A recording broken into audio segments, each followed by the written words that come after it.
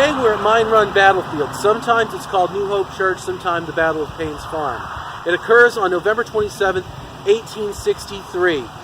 Some really interesting things happened here, and some really interesting legacies come out of this little known and kind of almost forgotten battle.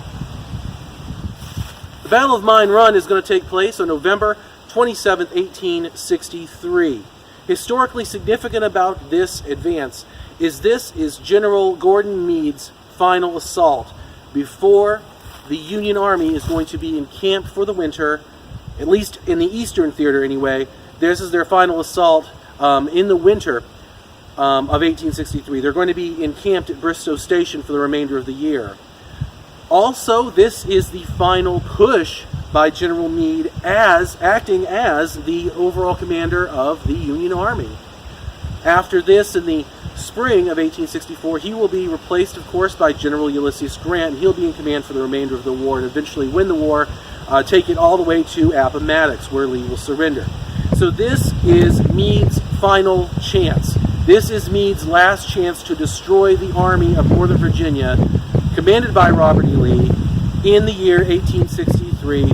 He knows the year is coming to a close. He knows they're going to have to go into camp soon. He wants to end it now. Unfortunately, the battle ends as a stalemate and no ground is gained. And also serving here is a lieutenant from the 1st Massachusetts Cavalry. His name is Charles Appleton Longfellow. He is the son of famed New England poet Henry Wadsworth Longfellow. He wrote such famous poems as Evangeline, The Midnight Ride of Paul Revere, Courtship of Miles Standish, things of that nature. Very, very acclaimed poet and author from New England. So Charles, his son, runs away and joins the army against his father's will.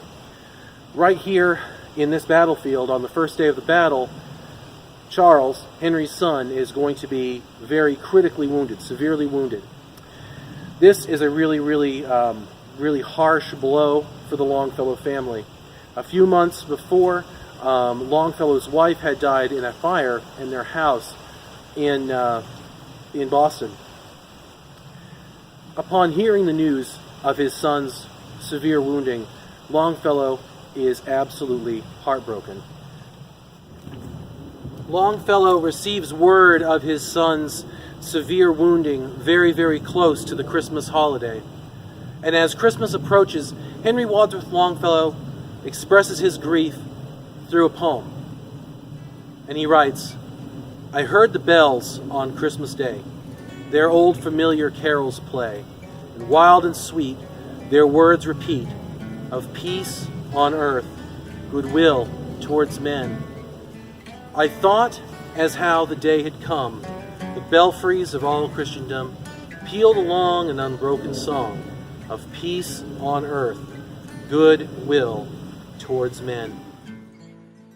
Then from each black accursed mouth the cannon thundered in the south, and with the sound the carols drowned of peace on earth, goodwill to men.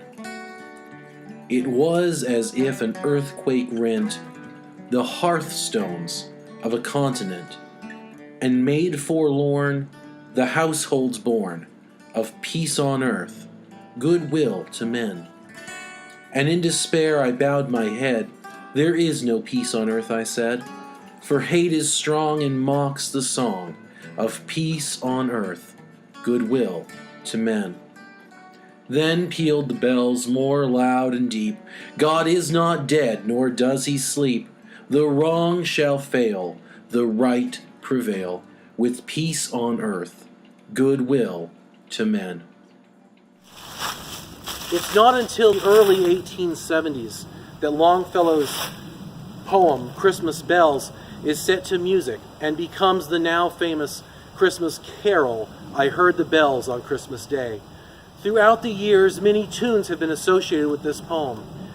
This song that we view today as part of our Christmas tradition, part of our Christmas heritage, a time of celebration and joy, was born from a time of deep, deep grief in one of the darkest chapters of American history.